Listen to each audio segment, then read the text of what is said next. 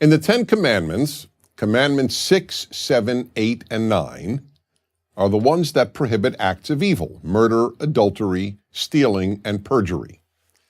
And then there is one commandment that prohibits the thing that leads to murder, adultery, stealing, and perjury.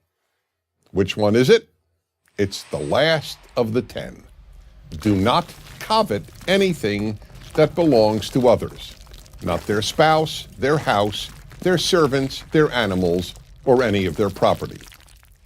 In order to understand this commandment and its unique significance, the first thing to understand is that this is the only one of the 10 Commandments that legislates thought.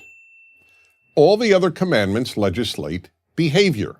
In fact, of the 613 laws in the 5 books of Moses, virtually none prohibit thought. Why then does the 10 Commandments include a law that prohibits a thought?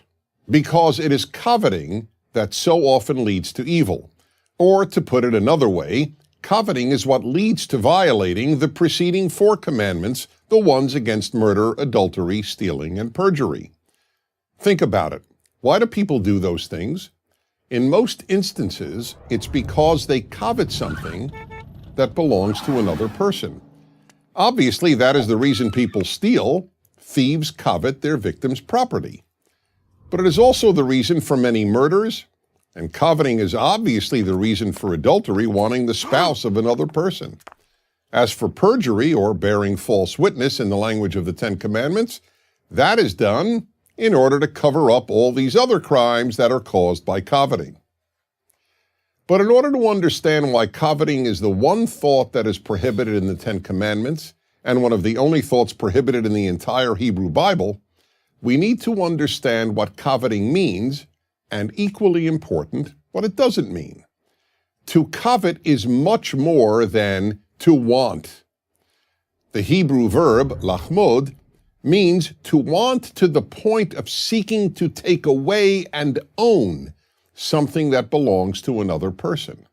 Note that there are 2 operative elements here: seeking to own and belongs to another person. Seeking to own does not mean just envying, or in the case of your neighbor's spouse, just lusting after. Neither envy nor lust is prohibited in the 10 Commandments. Uncontrolled envy and lust can surely lead to bad things, and they can both be psychologically and emotionally destructive.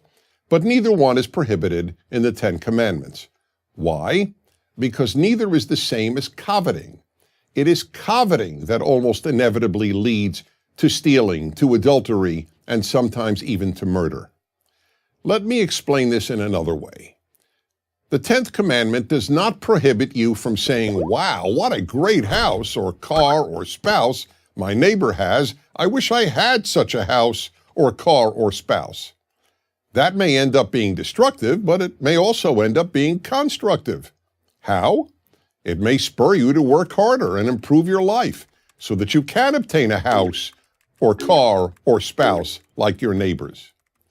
It is when you want and seek to gain possession of the specific house, car, or spouse that belongs to another that evil ensues, and that is what the 10th commandment prohibits.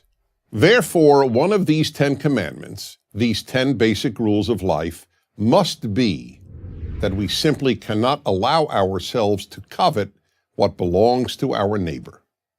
Whatever belongs to another person must be regarded as sacrosanct.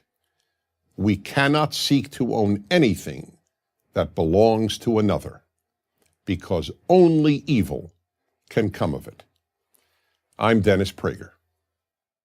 Join Prager University, subscribe to our YouTube channel, and sign up for free at prageru.com.